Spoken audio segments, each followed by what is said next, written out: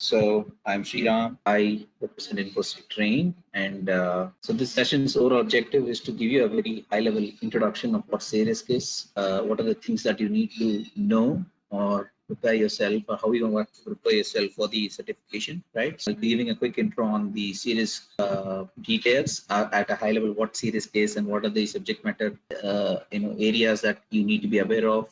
I'll also take you down the blueprint of the exam. We'll also be covering some of the key concepts on the IT risk management lifecycle. I also plan to take you all through some sample questions, very high level. Though we only have 1 hour, so I plan to have around 3 questions to basically pick your brain on how you go about in handling these ISACA related serious questions. So we'll have a quick discussion on that. So that's the agenda at a high level. So before I get started, so InfoSec Train has been there in this industry for since 2016, and we've been providing good quality services around IT training and IT security related certification and training programs. InfoSec Train has provided services across different clients, esteemed clients in terms of IT security and learning, right? So that's where we are, and they also provide some consulting and recruitment services as well.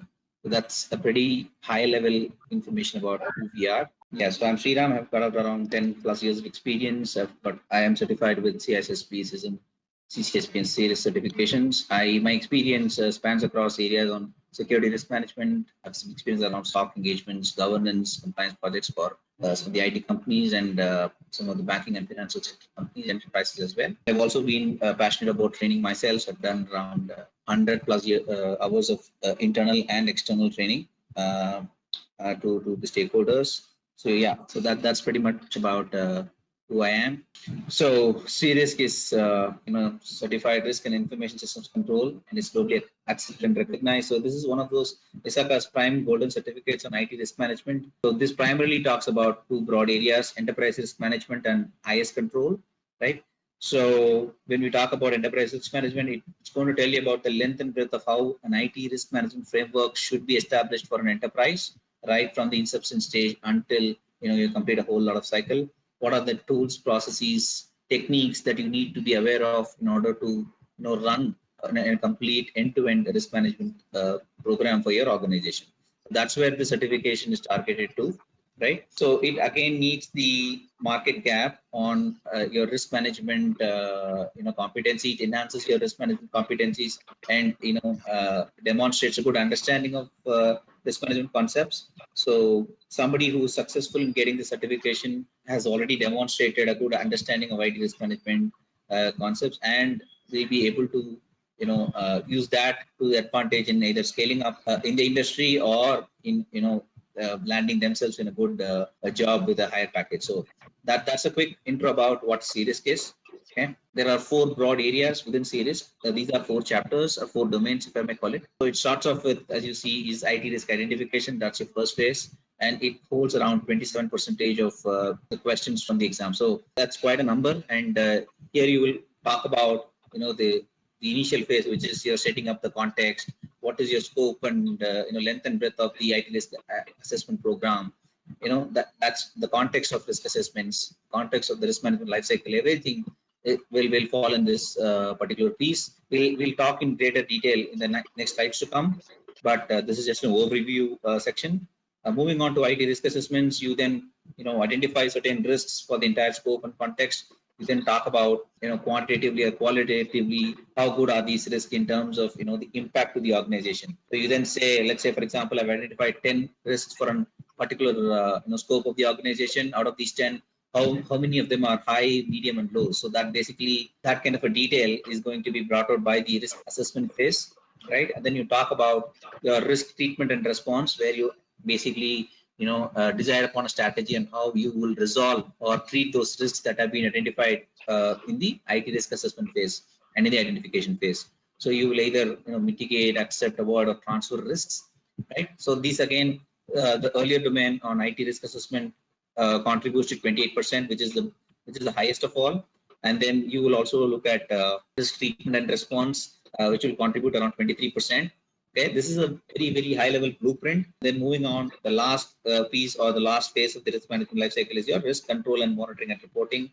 where you will actually look at how you go about and do a continuous monitoring or continual monitoring of the risks and controls that have been proposed and implemented. So thereby that will again lead to a feedback for your risk identification cycle for the next year or for the next iteration of the entire risk management framework. So it's a cyclic approach, it's a cyclic process, it's a never-ending process. So these are the key four main areas on what you are expected to know and understand while preparing for your series exam. I'll move on to the next slide. So as I said earlier, we'll talk in detail about each of those domains. So we'll start off with IT risk identification. You will first talk about, the process. On the left-hand side, you see a high-level process flow, which talks about identifying assets in the organization, identifying threats. When I say assets could be tangible, intangible, even people, your process, your technology. Everything is a company's assets. And we talk about threats. When we talk about threats, it's internal, external threats, right? Even some of your disgruntled employees, insiders could be some internal threats, and your external threats could be man-made or technical or natural too, right? And then you have your controls, where you say what are the current set of controls that in order to prevent, detect, or deter people from exploiting those gaps. So that is my existing controls. And then you talk about identifying vulnerabilities. Here, when we say vulnerabilities in this context, it's not only the server related or the IT specific asset related vulnerabilities. We're talking about vulnerabilities in general for your organization, right? For example, a financial company could be vulnerable for a particular financial risk as well. So that is also a vulnerability. But in general IT realms, we generally understand when we say vulnerability, it is only specific to a server or a network or to a database. Right here in this context, we are talking in general about the enterprise as such. We'll have to also be cognizant of the fact about the vulnerabilities that are there. Right. Moving on, once you have all of this information, you will be able to say at a high level what are the consequences that could be materialized if somebody would be able to compromise those risks, and then which then feeds on your risk estimation process. So this is at a very high level of how you go about and identify risks in your organization. On the right hand side to your right, if you see on the slide, there are specific techniques that are listed down in the ISACA's review manual, which I've just listed it down here. These are just indicators of what are the key topics that are covered and what you should be knowing as an aspirant, right? So HIS is the keyword that I usually use. Is historical, inductive, and systematic. So these are the different ways in which these techniques are bifurcated into, right? Historical is something we use the old data to predict the future risks that are there. Inductive is you have a systematic, you have a very specific approach, and then you speak to specific individuals, and you kind of induce the concept of inclusiveness in the risk management approach. And systematic approach, you have specific tools, technologies in place to drive your risk identification program. So those are specific type of techniques that are there. You can use interviews as an option. We will talk about risk scenarios, which is a very important section. Risk scenarios are you hypothetically give a situation to somebody, and then you kind of do a top down or a bottom up approach to understand how that particular scenario would materialize into a impact for the organization, and what is that everybody in the organization would do, or what are your existing controls that are there. So this particular piece will basically fall into this area, the top down and bottom up. What are your current strategies and controls that are in place for avoiding a particular risk, or to mitigate a particular risk? What is that you have? So you throw some random scenarios to subject matter experts, or even to senior management at times, and then see what is their response to those kind of scenarios. So that's about top down. Bottom is exactly the opposite, where you pick up a scenario from the bottom level or the operations guy, and then you go about asking scenarios, saying what if this single point of failure goes down, what is your contingency plan? For example, what if the database gets corrupted? What are your recovery controls? So stuff like that. So those are specific risk scenarios which you will be able to ascertain, and then see if there is a specific risk that is there in the organization. Then we talk about RISI-metrics. RISI-metrics stands for responsible, accountable, consulted, and informed. That's what it abbreviates to. RISI-metrics, is a very important key topic that you need to be aware of, where it talks about who would be responsible for a particular risk, who would be accountable, who should be consulted, and who should be informed, right? And there is a very important topic about identifying and understanding who is responsible versus accountable. So you can expect a lot of questions around the risk metrics in the examination as well. Moving ahead, you have something called as the risk register, where it's the enterprise risk register is what we are referring to. And we'll also be touching upon some of the components that are there for the risk register in the preparatory classes. So risk register in detail is a snapshot of what are the risks that the enterprise is exposed to today, and what are our strategies and options to each of those risks, whether it is high, medium, or low, right? And what is the impact of each of those risks to the organization in terms of the monetary value and in terms of reputation. All those are captured as part of your risk register. And you also talk about risk appetite, tolerance, and capacity, where appetite is the maximum amount of risk that a company is able to accept today. Anything above that, should be looked into and should be treated accordingly. And that accepted deviation from your appetite is defined as your tolerance, right? So that, let's say, for example, I say, for an example, for a simple reason, any risk that exceeds 10,000 USD is something that I want to look into and make sure that I have controls for those risks. So that's my risk appetite. For certain use cases where there's a particular risk which exceeds, let's say, 12,000 USD, but you still are okay to live with that risk because you see that the business can still function with those additional $2,000. So your risk tolerance is somewhere around $2,000, right? And then your capacity is the maximum impact that you can take without being bankrupt. So as I was saying, the risk capacity is the ultimate threshold or benchmark beyond which the company's existence will be questioned, and you might see that the company will eventually start dropping. So those are key terms that you should be aware of for the examination perspective. Let's sort of talk about risk culture. So risk culture is basically the attitude of an organization or the management towards emerging threats. There are three types in general, which is risk averse, risk taking, and neutral. If you look at companies which are cutting edge, like Tesla, for example, they invest in cutting edge technologies, right? Google, Amazon, they have the latest technologies in themselves. They explore, they look at all of these cutting edge technologies. They try to adapt all of these technologies into their enterprise. So they are basically risk taking companies, right? Risk averse, for example, BFS, banking and financial sector companies, are usually risk averse. So they do not want to experiment with these risks. So their digital transformation is fairly slow. If you look at their roadmap, they will probably take a much longer time in comparison to other risk-taking companies. So they usually go slow because their appetite for taking risk is very less. That's again, that dictates your risk appetite. Basically dictates what type of culture you're adapting within your enterprise. And risk neutral companies, so your risk culture is something which is heavily dependent upon your risk appetite. So the lesser the appetite you have, the culture will move into being a more risk averse company, right? If you have a larger appetite, obviously you'll be able to take more risks. So how is your risk appetite calculated? So that is something that is dependent upon your management's tolerance level, their capacity, and everything. So it basically it's a top down effect. So you'll have to understand the pulse of the management in order to understand what is the appetite. And from these values, you'll be able to see what type of culture is the company adapting. So neutral companies are, I would say, your telecom-based companies, your pharmaceutical majors. They are usually considered as niche neutral because they also need to be on the cutting edge side, but they are also kind of skeptical about taking risks because if they're too risk averse, they might end up in creating a wrong drug, or ending up in penalties with regards to regulators or stuff like that. So that's a very broad classification of what risk culture is. Okay, and then I'll quickly move on to the next topic on risk awareness, on how particularly risk awareness plays an important role. So risk awareness is basically educating your employees about your security directives. When I say directives, it starts from your policy, standards, your procedures, your occasional client-specific guidelines, if there are any. All those things have to be spread across. The message has to be spread across your entire organization, and it has to be customized. And not every business group in your organization should be looking at the same content for the risk awareness.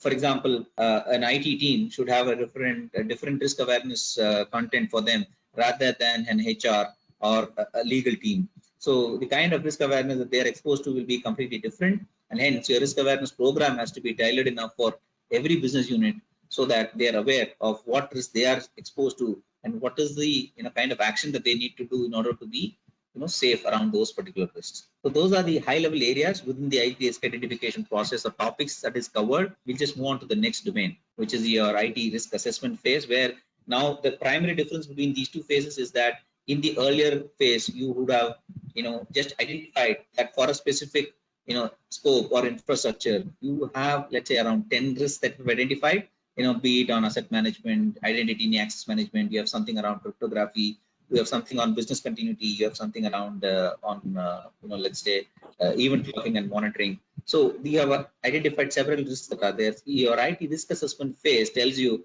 among all of these, what are the high ones, what are the medium ones, and what are the low ones. So you basically have several indicators or techniques to quantify or qualify your risks that were identified in the previous section. So risk impact factors, your organization structure, your culture, your directives. So the directives are basically your administrative controls and your architecture, the way the enterprise architecture is scheduled or is put up. That also define how the risk will particularly impact your organization.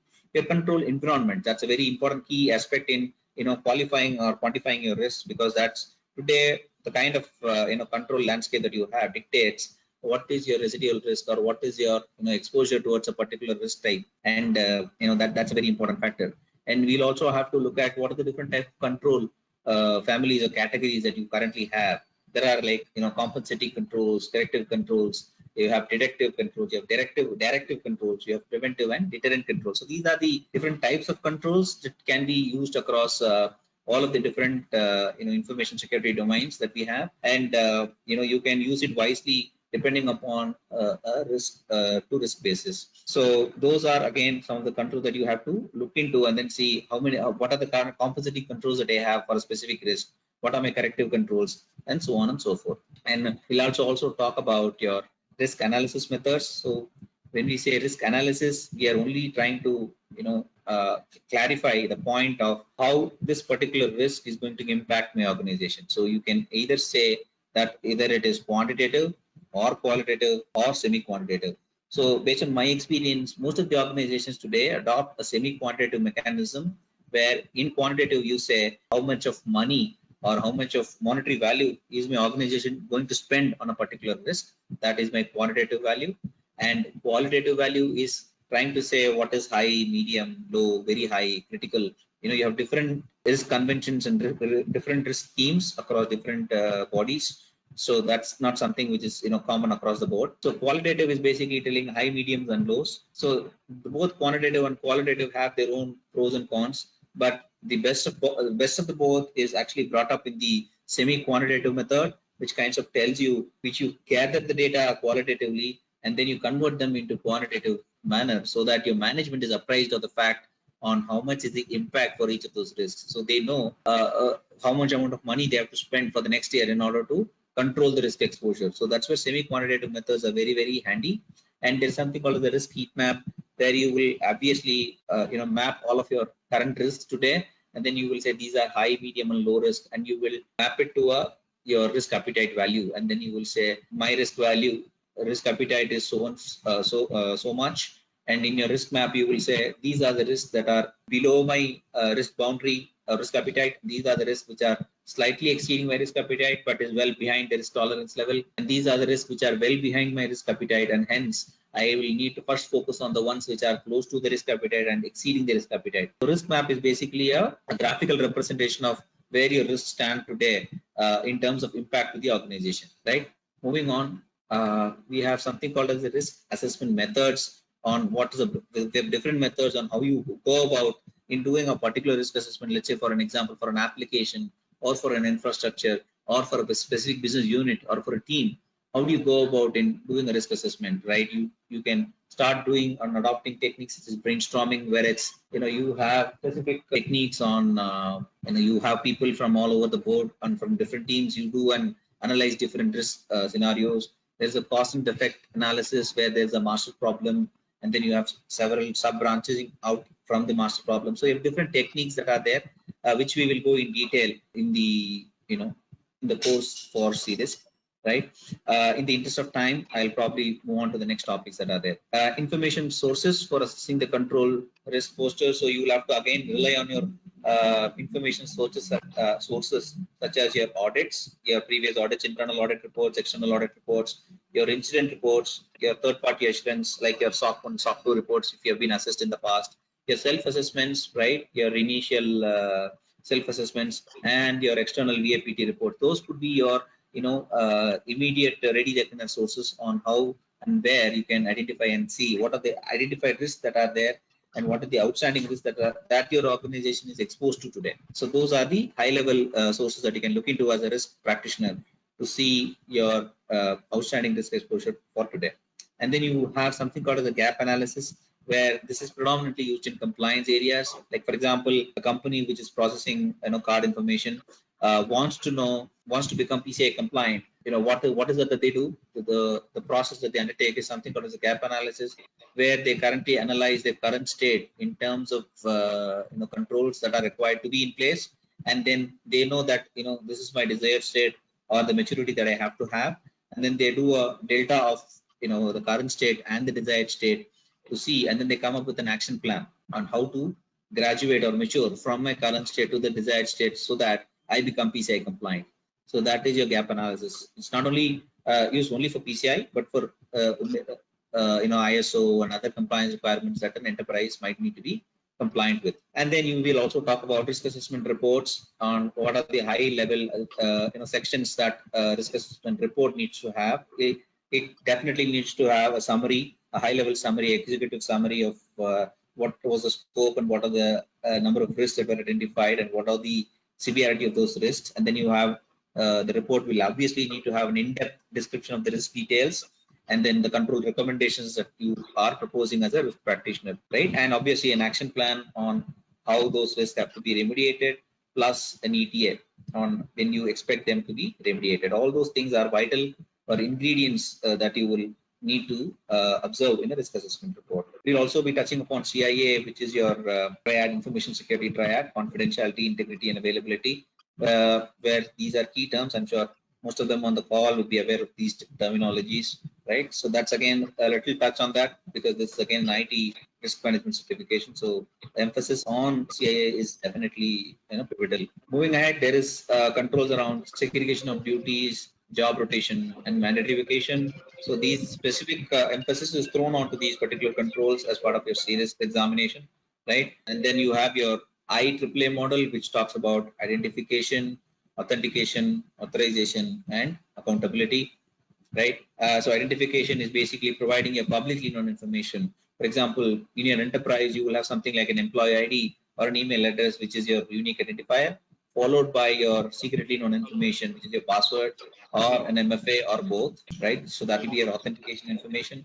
Once you do the I and A part, that's when the authorization part clicks in. So we'll move on with the risk treatment and exposure, which is probably the third phase. Once you have your risk identified and once you have your risk analyzed, assessed, you then have, a set of risks where you say out of the 10 risks that were there, I stick to the same example so that it becomes easy for you guys to correlate and understand. So now initially we said we have 10 risks, that is your IT risk identification phase. And then you have your IT risk assessment phase, which says out of these 10, I have 4 mediums, 4 highs and 2 lows, right? So that is the output of your risk assessment phase. And then comes your risk treatment and response, where you basically say out of these 4 highs, how many of them am I going to avoid? How many of them am I going to mitigate? How many of them am I going to share or transfer? And how many of them am I going to accept? So that is specifically is the outcome of this particular phase, which is your IT risk treatment and response, right? There are only 4 different ways in which you can treat a risk, which is mitigate, right? Where you put some compensating or mitigation controls in order to bring down the impact of a particular risk, right? So if it was exceeding your acceptable level or if it was equal to your acceptable level, you would definitely want to bring it down to a phase where it is acceptable or lesser than acceptable level of your organization. So you put in some controls, right? And then you bring down the risk impact value to a value which is okay for the organization. You transfer the risk particularly by means of taking a cyber insurance, or for example doing an outsourcing to a third party, right? There you do a risk transfer for engagements, which is like which will bring down your operational expenditures, and also you transfer those risks. So outsourcing and taking insurance are the good examples of what is termed as risk transfer. And then you go ahead and sometimes do a risk avoidance where you plan to, for example, you plan to run a business in, let's say, in a geographic area which is prone to earthquakes, but there is a good market viability or a good opportunity there. But then you decide the amount of benefits that you get in comparison to the impact that you might have because of those events are more catastrophic. Then you take a business call to avoid or move away from setting up business there. So that is the risk avoidance piece of your risk treatment. And accepting is, as we all know, is a basic approach, but is a most complex one, where you try to strike a balance between the controls that are there versus the impact, and you do a cost benefit analysis, and then you see if whether a particular risk should be accepted or it should be treated, right? So that's where your risk acceptance is. And for every of those risks that we identified in the earlier stages, there's something called as a risk action plan. Okay, where you say who has to be doing what and what should they be doing and by when, right? All those things are part of your RAP or your risk action plan. And there is something called as a business case and cost benefit analysis, which is just got a very tight correlation to your risk acceptance and other controls that you want to pick up. Cost benefit analysis is basically you evaluate a cost of a control and the risk, that is impact of the organization, and the benefit that you reap from the control, and you compare the risk impact versus the benefit that are obtained by the control, and then you make a comparison, right? And then if you see that the next topic is around ROI, your return on investment, and return on, or probably in the security world we call it as ROCE, or return on security investments, where you talk about or bringing about a particular control. Let's say, for example, today a company is just running on a UTM infrastructure, a unified threat management module, which acts like a single point of failure. You then, as a risk consultant, say, this is a very viable or not a very viable solution because it's a single point of failure. So you wanted to have a decentralized control mechanism by having multiple levels of control. Let's say, for example, you have a perimeter router, and then you have a you have a switch, and then you can have your IDS IPS sitting inside, and then followed by or your firewalls sitting behind your IPS, and then so you can have a disintegrated or a decentralized control mechanism. So you basically, what you say is, in a ROCE model, you say these are the, if you invest, let's say 100K, what is your benefit or the value that these controls are providing back to the organization.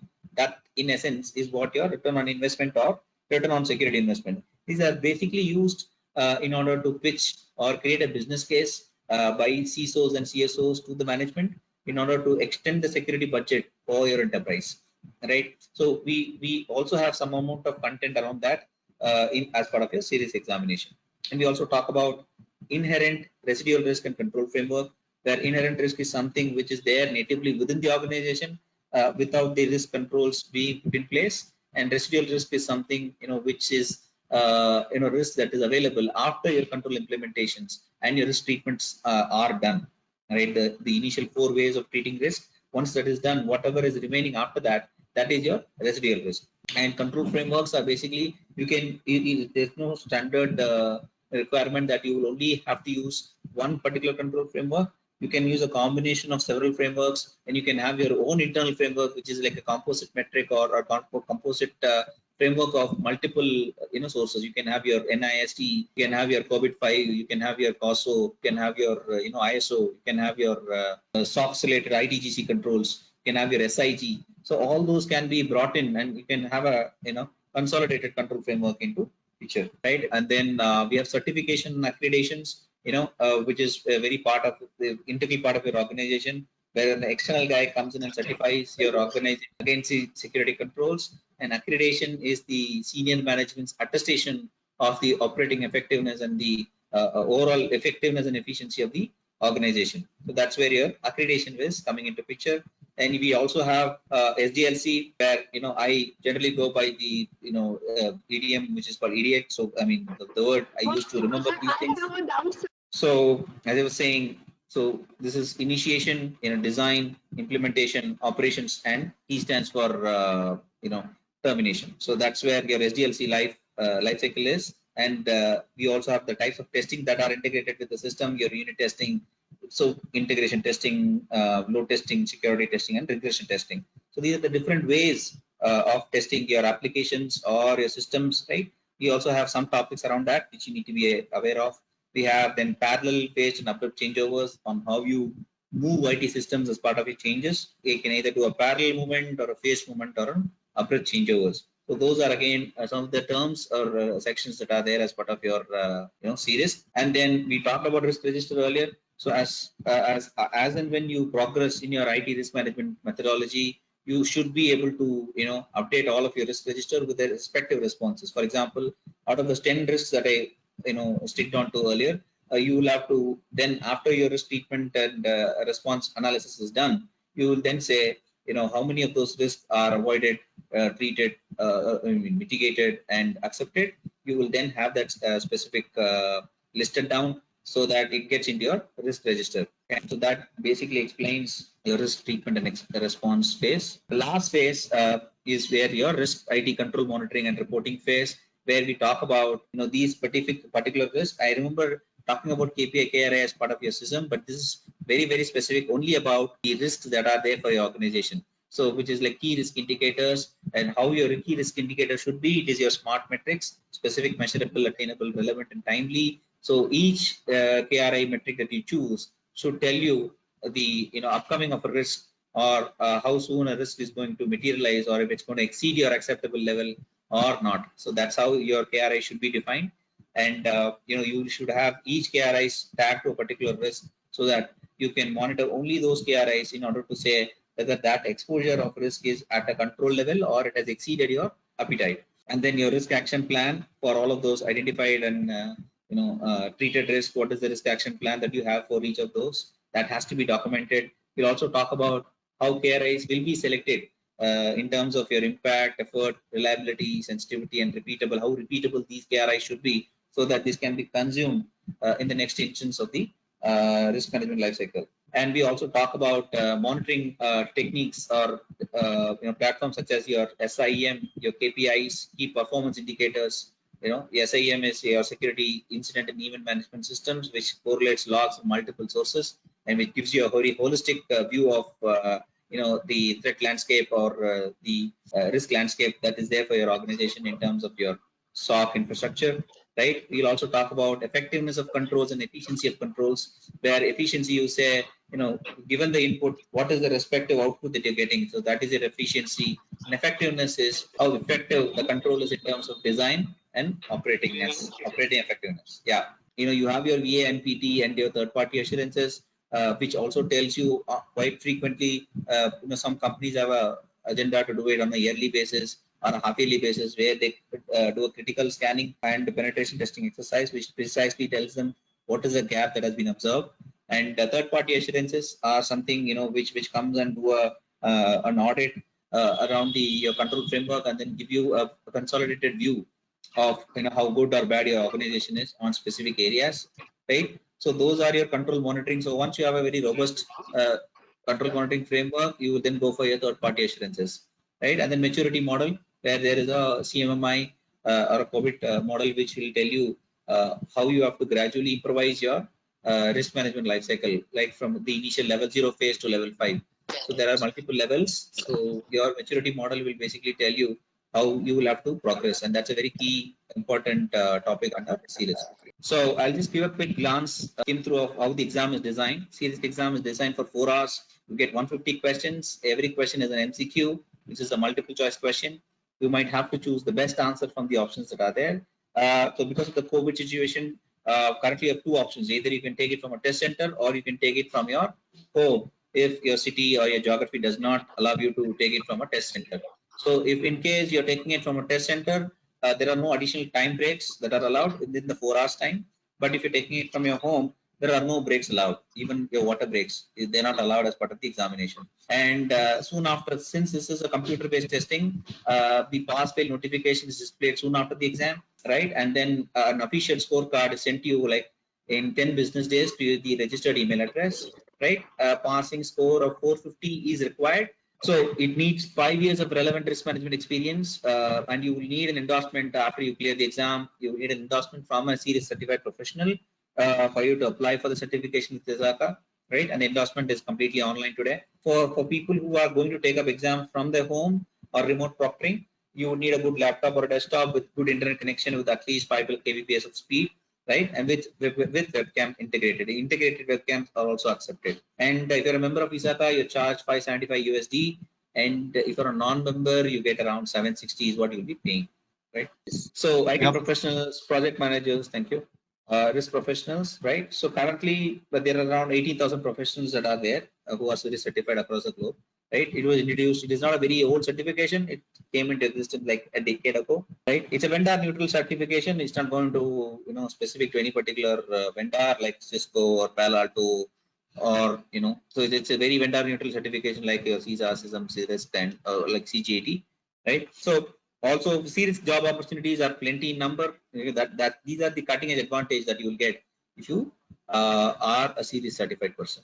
So I'll just take a moment to take some sample questions here, okay, and also tell you why some of the options are right and how do you approach going about these questions, because I know we are already overshooting by 4 minutes. I hope that's okay with everybody on the call. So which is this is a sample question, right, which is probably the simplest of all, but there is still a lot of thought process that needs to go in answering this question, right? So which is not the case, unfortunately, but the answer is an A, interdisciplinary team, because an interdisciplinary team is a composite team from multiple streams of business. So you can have people from your operation risk, you can have members from your financial risk, you can have people from not only from your third party risk assessment, you can also have people from your security operations, you can have people from SOC, right, representing your risk management. So that will give you a best view of how risk is assessed within the organization. So an interdisciplinary team is actually the best option here. So that's why the question, if you look at the tone of the question, it's pretty broad, and hence the answers should also should be broad in a way. So that's a key. That's a key here. So if you say the best view of risk management, that's a good. So the question is generic. So the answer should also not be very specific. Like for example, a third party or an IT department. IT department is straight away ruled out because the IT department never does the risk management, right? An internal compliance team only looks at compliance related aspects. They don't look into risk specifically. So I think those are the key justifications that are provided and why option A is right and why others are wrong. Okay. Again, I'll take your minute or so on this, and then I'll provide my justifications as well. So C for Chennai. Okay. So that's the right answer. So if you look at the question, it says should be the most concern to a risk practitioner. So B, nobody answered. So that is something I'll come to a later point of time. Failure to notify public of an intrusion. Yes, it is important, but it's not the most concerning risk for a risk practitioner, because that this is something which will probably will be done by a crisis communication team, right? And that is definitely important, but is not the most important concern. If you look at option D for Delhi, failure to examine access rights periodically, that is not the only risk. That is not the most concerning risk. There could be other risks that are there, right, for the risk practitioner.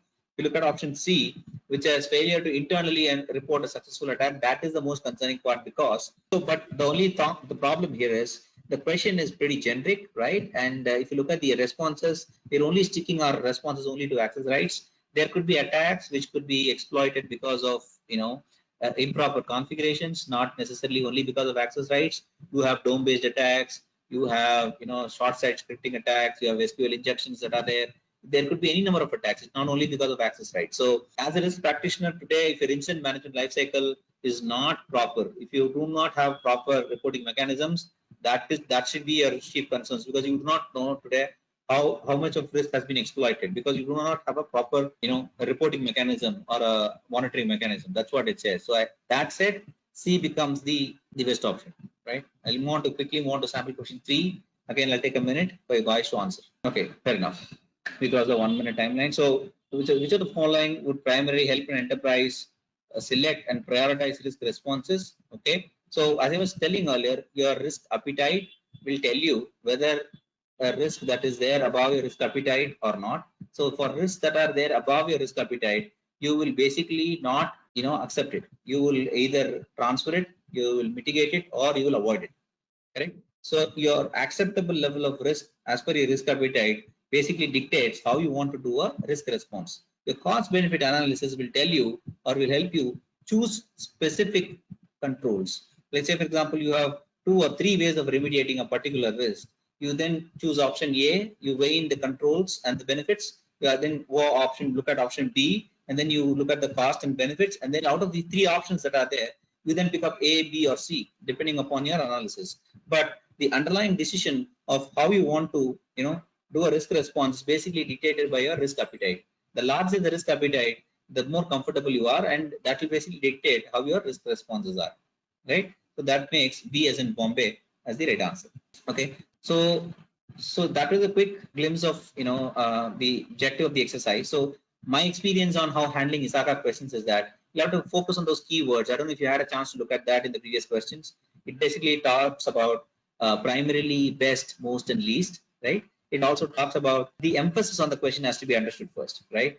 And do not apply the process of what you know, but think from an ISACA's way of responding. Very, very important, because all those ISACA questions, what you think might be the right answer based on your prior experiences might not be the right way of how ISACA thinks it is. Right? End of the day, for you to be successful in the examination, you have to think in ISACA's shoes and not what you did in your organization. Right? So that's exactly what the third point is also saying. What you do in your job may not always be right option for the question, right? Because whatever you do today in your organization might be depending upon the decisions that are made by your senior management folks. So it doesn't have to be the way in which ISACA wants you to think of. So always go by the book and try to answer those questions or based on the content that is there. And most likely this is like common across many of ISACA certifications.